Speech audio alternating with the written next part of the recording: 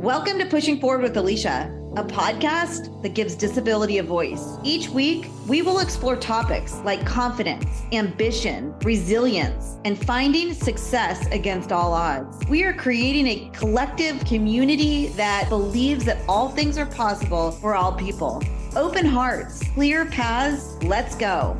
Welcome back to Pushing Forward with Alycia. I'm Alycia Anderson. Today, we have a former IndyCar driver and champion. Yep, I said champion. Sam Schmidt. It was once chasing checkered flags all over the race course. And today he's helping others chase recovery, possibility, and a life with no finish line. He is a champion, team owner, entrepreneur, husband, father, grandfather, and he moves through life racing, reinventing it, recovery, technology, family, purpose, all of those things sewn into his life today. And after earning his first IndyCar victory in 1999, congratulations. We were just talking about how it's not every day you meet an IndyCar champion. His life was changed after he had an accident and became a quadriplegic. We want to hear your entire story, Sam. After that, he founded Sam Schmidt Motorsports, one of the most successful teams in Indy Lights history. And he later founded Driven, an organization that's supporting spinal cord injury research, rehabilitation, advocacy, neuro recovery centers across Phoenix, Las Vegas, and Indianapolis.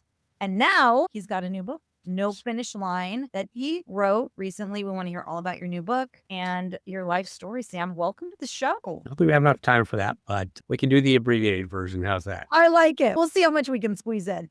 It's so nice to meet you. We've been trying to get together over the last several weeks, and I have thoroughly enjoyed diving into your story and really learning about it. It's absolutely incredible how much you've accomplished in your life. So congratulations on that. I would love to start, if it's okay with you, before injury, before the crash, before Driven, before the foundation, all the things that you've created before the book, and learn about who Sam was at the starting line of life when you were chasing all of these dreams. Bottom line is I thought I was having a normal childhood, but it turns out I wasn't because my dad was a racer. And so I think you migrate toward what your parents do, et cetera, usually. And yeah, he put me, I didn't even have a bike with training wheels. When I was 5 for Christmas, I got a 50cc motorcycle, immediately got on that. My dad was racing off-road in Mexico and the desert. And so every weekend we were either I was racing or he was racing. And every night after school, we were working on the car and working on the bikes. So that was our normal at the time.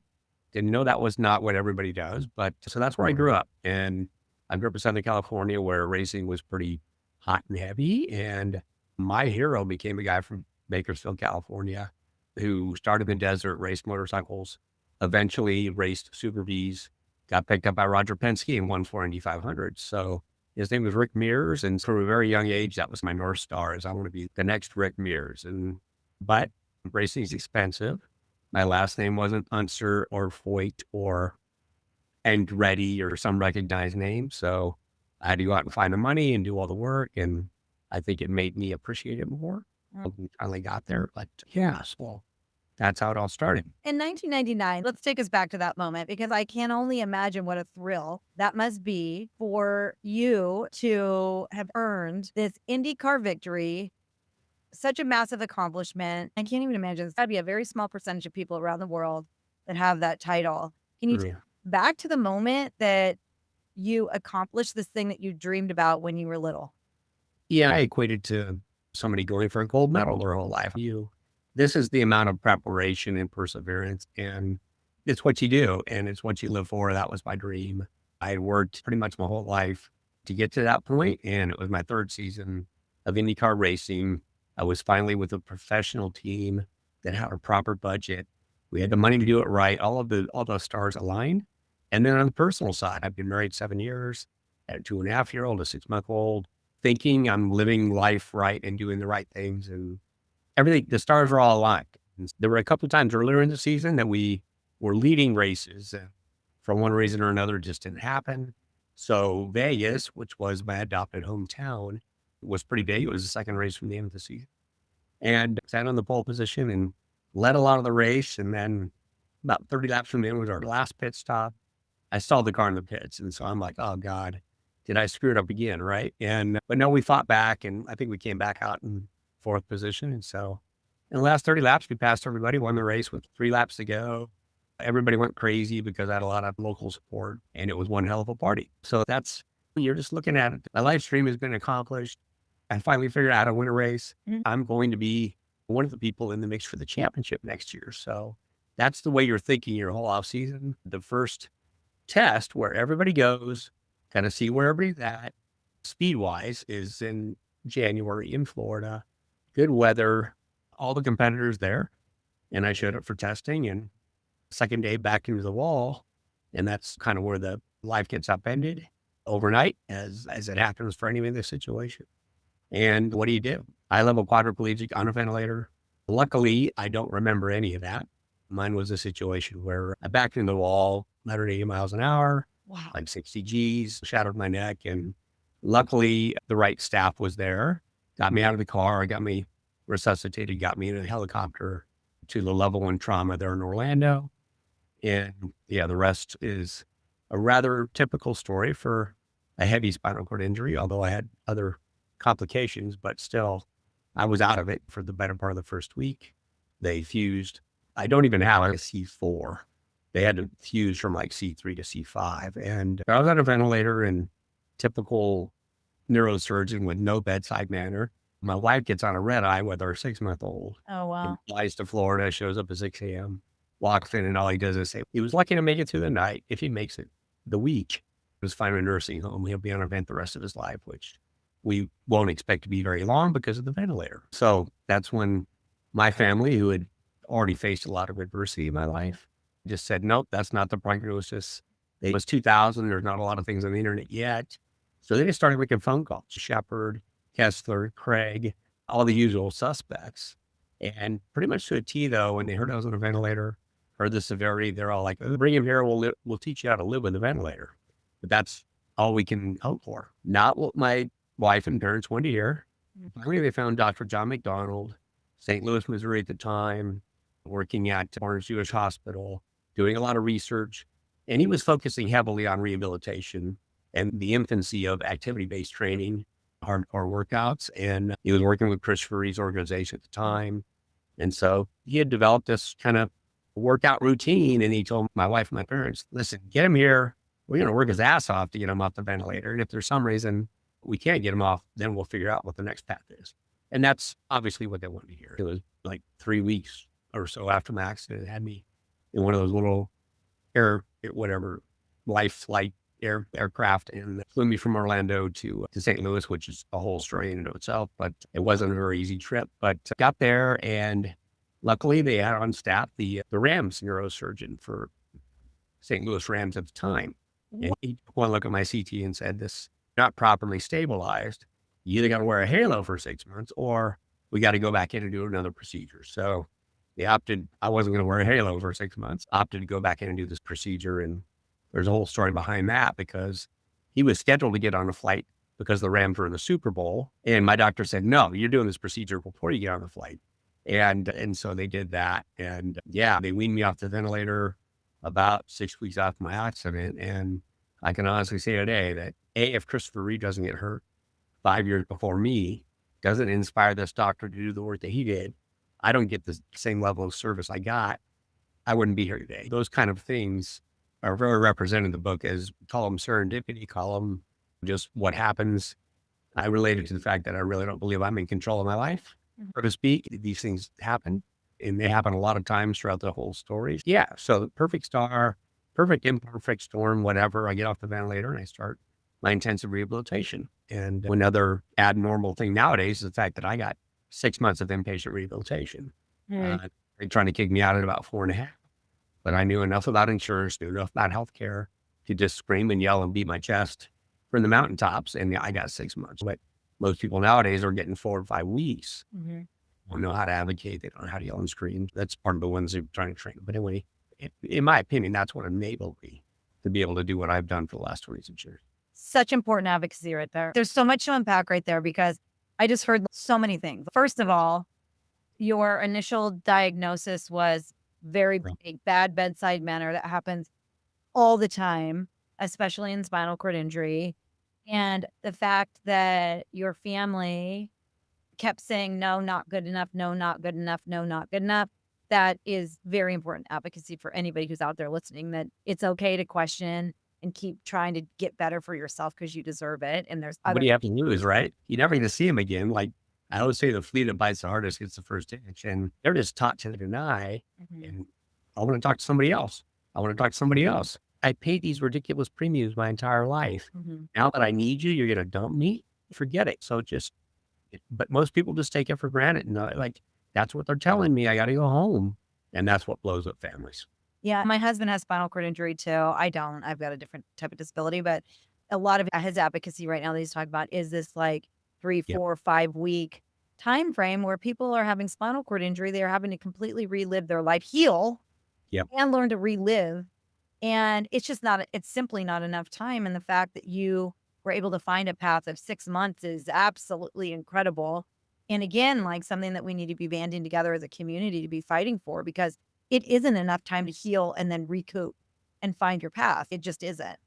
Mentally, not physical. Not, Yeah. and people don't realize that it affects the people around you a lot more than the person in the chair. Yeah. They're in the hospital, they're in a controlled environment. They can do the rehab. It's the people outside that are shell shocked and not, what the hell am I going to do? And it's usually the breadwinner that's gotten paralyzed, and just on and on. Families, I see it every day. And that's the reason we shifted from our focus on research early on to driven neuro, which is activity-based training. It's mental health. That's the whole thing, because if your brain's not in the right place, then the physical activity doesn't matter. It's got to be all packaged. Yeah. That's Dive what we into do. that a little bit more. Yeah. Just, I was lucky, I think, because I was a professional athlete. I had professional athlete insurance. Again, back to the whole serendipity of things. I had done a stint after I got my MBA as a hospital administrator for a year and a half. So I understood insurance. I understood the economics. I understood pay me now, pay me later. And I was able to go direct above the insurance claim and the initial person and just go straight to the top and say, listen, let's negotiate on this, because I have professional life insurance. You're going to have to support me for the better part of 2 years or $1 million, whatever runs out first. Let's take out some of that 24/7 care and instead give me equipment, give me other things I need, give me my proper rehabilitation up front.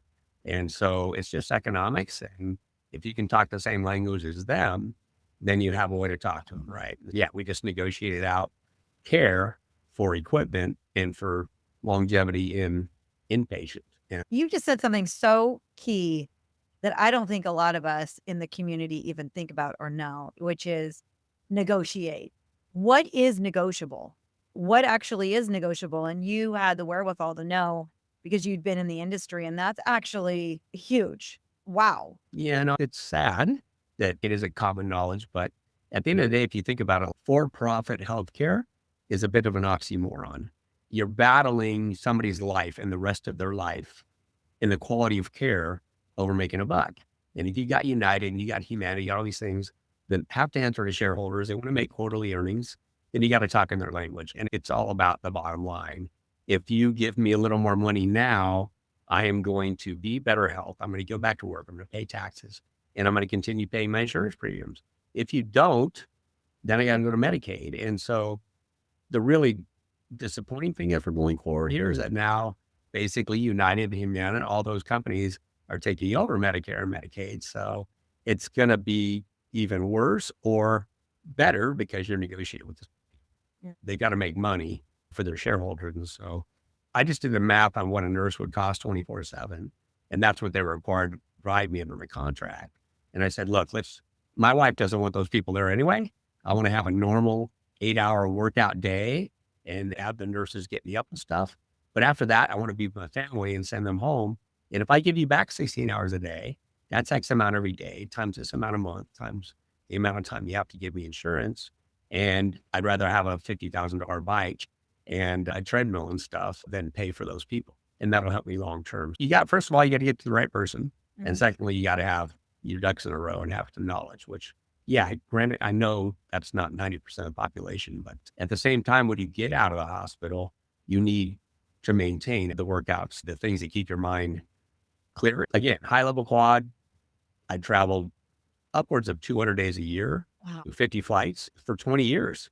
I just stopped going that heavy after COVID, but I'm still doing the better part of 100 days. So it's just a system. It's a method. It's the way of doing things, and learn how to make a living from a chair. But again, I think the main reason for the book is just to thank the multitudes of people that helped me do that for 26 years, because I have an incredible personal team. I have an incredible race team operation back in Indy, the people at the foundation. I learned pretty quickly overnight that I couldn't do it all myself, and I had to rely on others because I'm paralyzed from the shoulders down. Yeah, that team, finding the right people, giving them the resources, turn them loose, very difficult. And how is that, like, leaning into people to help you like that when your life changes in an instant and I think I read somewhere did your dad have spinal cord injury too or something?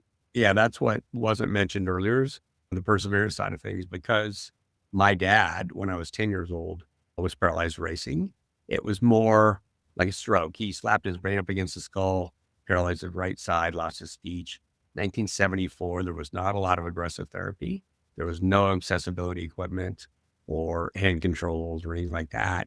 So as a 10-year-old, I watched him they said he'd never walk or talk again, but he's a farm boy from Nebraska. And he said, that's how you get him to do things.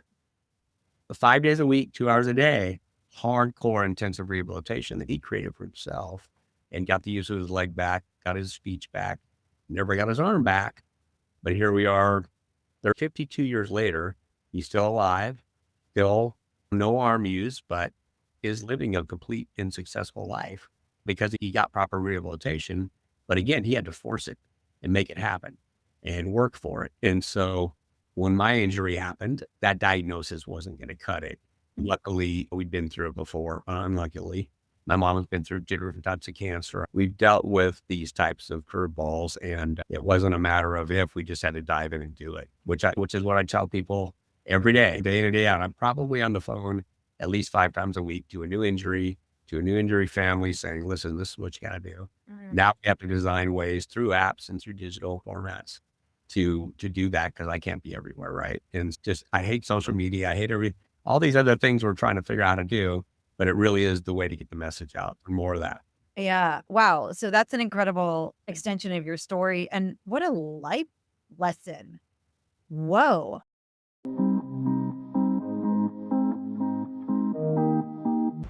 Have you ever wanted to come see me speak live? This is your invitation. Join me Friday, July 24th for a virtual Disability Pride keynote celebration that's rooted in pride, access, identity, and action. Community, general admission, and corporate team tickets are available right now at learn.alyciaanderson.com. Go grab your tickets now, and I'll see you on the 24th.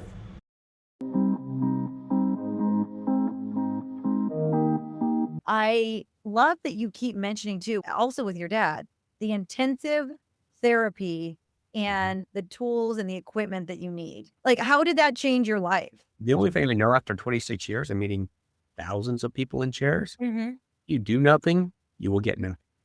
Beyond that, the sky's the limit, right? Because I have seen people that have been told, one of my race car drivers in my 25 years of being a team owner had a T6 injury. Dude, you're not going to walk again. Forget it. Go home. 9 months later, he walked out of Craig Hospital with hand canes. A year later, got married, danced at his wedding. 2 years ago, is back racing full-time with hand controls and won a national championship. He's now a fully paid professional race car driver, full circle, 5 years after his accident, because he didn't give up. He worked hard. He's willing to do the work. And I don't know that we can do that for everybody, right? But if you don't try, you won't. If you don't try, you don't know. If you do nothing, nothing will happen. I love it. It's just, that's the only thing I know for certain. Yes, I've seen people work their ass off for 2 years, 5 days a week, and get no better recovery. I'm just happy I got off the ventilator, frankly, because I wouldn't have made it for 26 years on a ventilator. I wouldn't have made it for 3 years. It was a living hell. I'm glad I got that. That was like a hurdle. It's okay, now let's do more. Let's get the strength back. Let's do this. And so I pushed pretty hard for a solid 2 years, got back what I was going to get back, and now it's maintenance. It's still got to do it 2-3 days a week, ride an FES bike, stay in, do other things to keep the bone density, keep the muscle mass, and allow me to do things I love. Now I got 2 grandkids under 3. So that's the life shift, but at least I made it that far. I can die and be a happy man. No, I love that. I think aging and disability it's such a badge of honor for me too. I just turned 51 and I didn't even, with my disability, there was no life expectancy at all. And to your point, they probably didn't know what they were talking about back then. I mean, and my parents had to fight too. But aging, let's talk about aging with our disability because sometimes I'm like, I'm going to be the most proficient. That's when I'm going to catch up to everybody. That's what I'm Yeah. really leading physically. But also, I feel it in my body that things are shifting and it's other things are Yeah. tiring down. Talk about aging and disability just a little bit. No, you definitely have to, I think, because I can't feel anything, the rest of the antenna really have to be up, right? I've got to constantly check for starting a pressure sore. I've got to be just on what I eat so that all the other functions happen when they're supposed to happen and in the normal process of things. Staying away from UTIs, it's all a process. And there's no spontaneity in life anymore. I've got to eat the right things, I got to drink the right things. Might have my occasional tequila, but I got to have yeah, you can't get rid of all the vices, but Yeah. yeah, I went for 18 years in this routine, flying just like I said, 200 days a year. No, and even I don't have really the use of my diaphragm, but I think that FES bike, I think the standing, it gave me the strength to do what I am and also sit on my butt for 18 hours a day without getting pressure sores. But I started having breathing issues. And now that began around of 6 months of you got to see the guy, then you got to get transferred to, then you got to go to an allergist, all this stuff, only to be diagnosed and have an hour a day of breathing treatment. So now this other equipment has to go with me everywhere. And I do my breathing treatment in the morning, breathing treatment in the afternoon, but it's bought me another 8 years. And I now have met people that I'm 26 years in, which I think is a long time, but now I'm getting they're 45 and 52 years in to quadriplegia. And I'm like, oh my God, I don't know if I even want to live that long in this body, in this situation, because I know better things are coming. Yeah. But it's the balancing act. I want to see my grandkids grow up now. Yeah. So that's kind of what I live for. I made it through my kids getting into their late 20s and surviving all that. But now we call it internally, we say our kids are our investment, our grandkids are our dividends. Yeah. I want to enjoy the dividends. Yeah, whatever you think of, that can help. That's kind of what it's all about is educating people on what they need to do to get the most out of it. And they may still say, no, you're out of here, but at least you've given it everything. I love that. Let's talk about the book, No Finish Line. The title feels more than a racing metaphor. It feels, I don't know, philosophy, something like that. Can you talk a little bit about the book? Yeah, I wish heck I could take credit for the title. We were just my brain is always focused on driven. I feel like I'm a driven person. I feel like you have to be driven to get over these life challenges and move on. And so I couldn't get off that. And then when I sent the manuscript or whatever to Diversion / Simon Schuster, they passed it around and came back with that title. I'm like, that is absolutely perfect because really there's no finish line in what we're doing. There's no finish line in what the foundation has to do. There isn't one with racing, daily life. It just seems to be very appropriate that I'm on it. And I've always just had this really, it starts with competition from a very young age. I was doing entrepreneurial things in college. I think at first it was, I want to be able to retire by the time I'm 30. I want to do better than my dad did, just whatever. And then on the track, I want to beat that guy. So it's very competitive nature within inside me. I think you have to be born with it. I don't be taught. And yeah, the no finish line thing was very appropriate. Not just the foundation, not just the team. It's just life. And I don't feel like I'll be done until I'm underground. Yeah, I love that. Let's talk about the foundation and the team. I believe your son Spencer narrates your book and the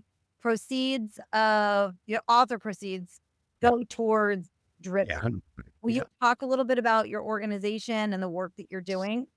Yeah. One thing that I say to everybody in this situation is look, face the fact that it's going to be an hour and a half to 2.5 hours to get up every morning. So think in your brain, what have you done in your life? Maybe you're not doing it now. What have you done in your life that makes that worthwhile? Okay. You need to make the most out of every day. That's the way I look at it. If you're not spending time with the people who you want to spend time with, if you're not doing the things you love doing, change it because it is a pain in the butt to get up every day. And a lot of times people can't have help getting up every day. So along those lines, that is what got me started the team. It's like, I'm sitting there in the hospital, man, this is going to suck for the rest of my life. If I don't find something I love, I got to go back to racing. I had never been a team owner, but to me, it was the next best thing to be a driver. If you're going to win as an owner, if you can't win as a driver. So that all sounded great. It was a bit naive. Didn't know what the hell I was doing. Didn't know how difficult it'd be. It turned out to be the most difficult thing I've ever done in my life. Not only to find the right people, put them in the right places, not have heavy turnover, but to find the resources. It is bloody expensive.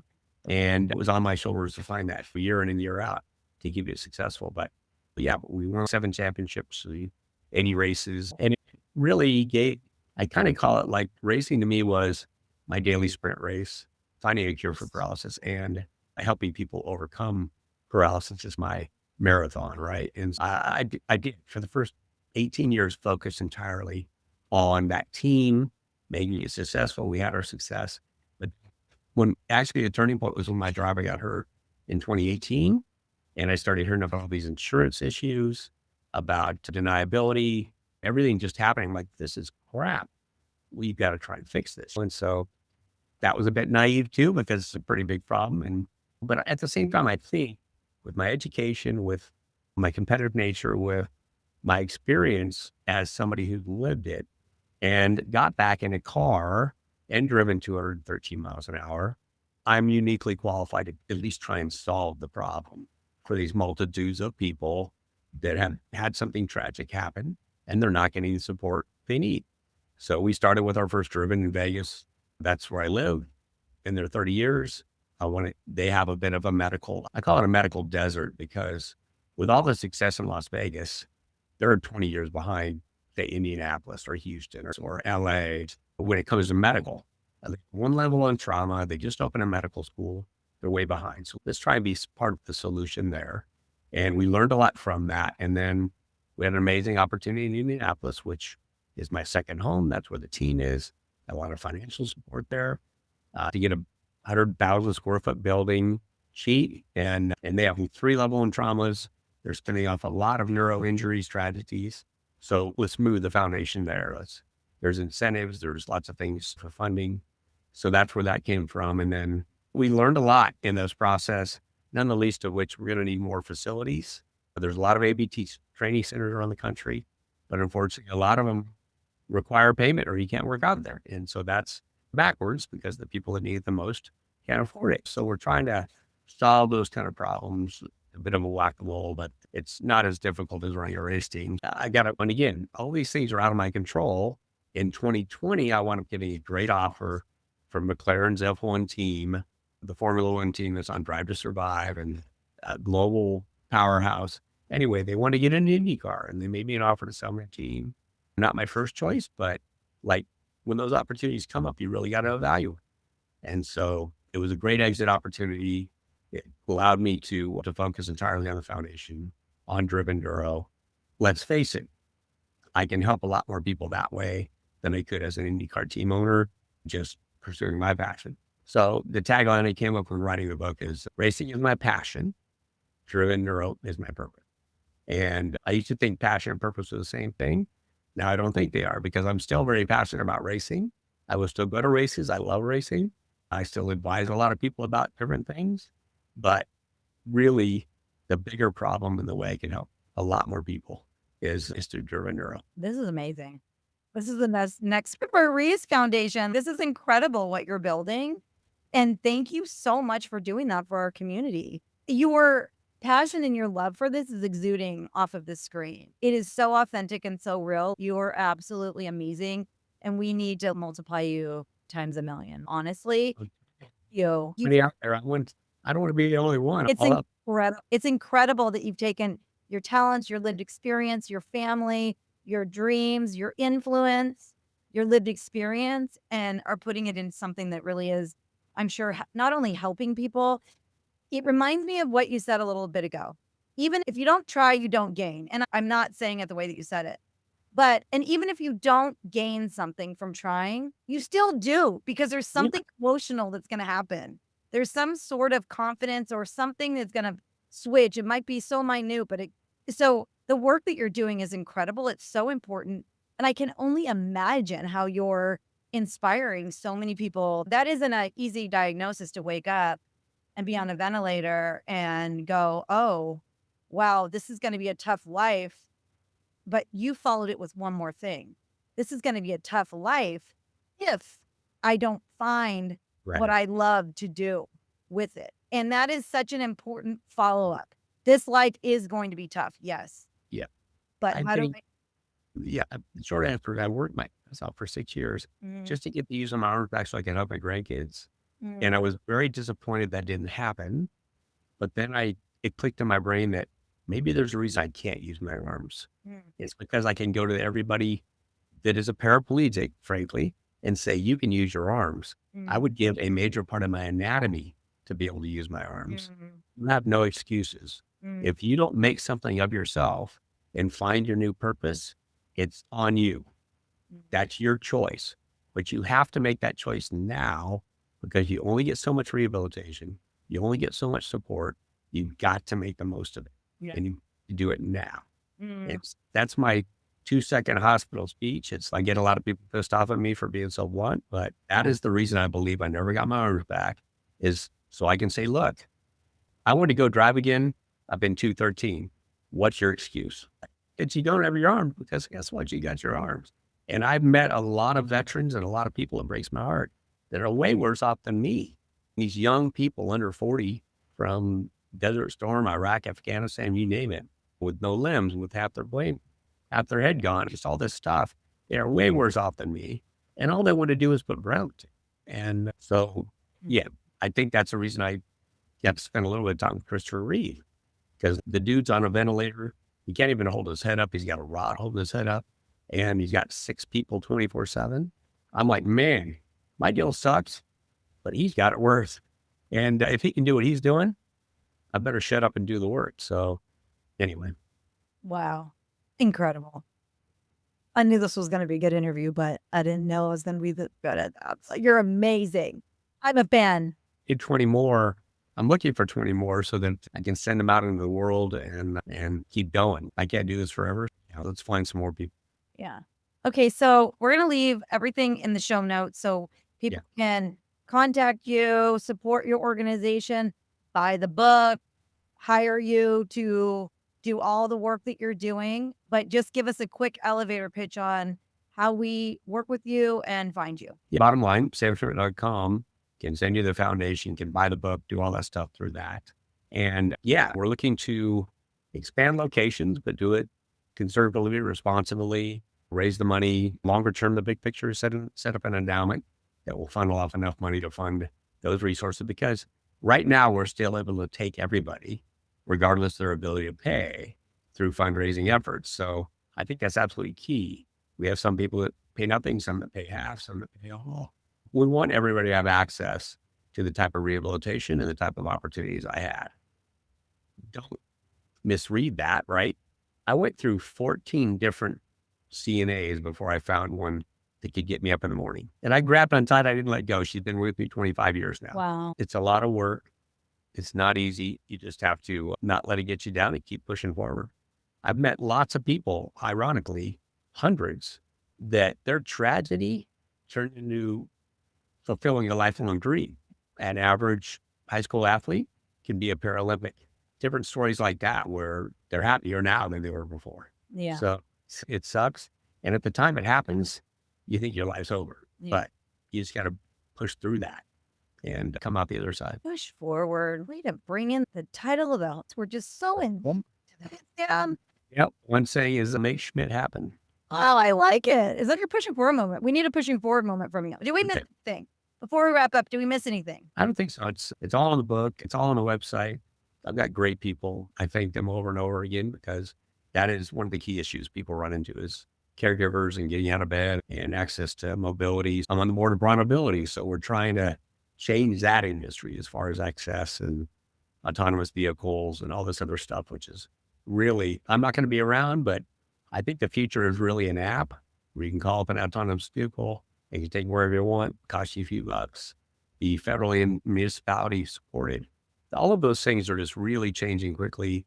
The last 5 years, as far as rehabilitation, as far as knowledge, as far as Neuralink and all these other research things, I think there's a positive future for people with disabilities as a whole. You just got to stay in shape so you can take advantage of it. Yeah, those technologies are going to be incredible for accessibility and just access to life. It really is going to be a different world for us, for sure. Yeah, game changer. I have one quick question. Is there technology that you can drive a race car? I've done it. Yeah. Done it. Okay, so you've done it. I raced in what's called the Optima series. It's a grappling series. It's a couple different high performance options, but yeah, that was the whole partnership with the Aero Electronics. First doing it. My latest car is a McLaren 720S. That's what I've gone 213 in. I've raced at light speed. Yeah, but there's also a lot of achievable things, right? Most of the things that I've done that are in a book, anybody can make it happen with a disability. You can swim with sharks. You can take a hot air balloon ride. You can skydive. I did that with my kids. All these things. It takes a little more planning, preparation, and thought, but anybody can do that. That's freaking cool. Congratulations. I've got it's like Robert Wickens with his racing in IMSA.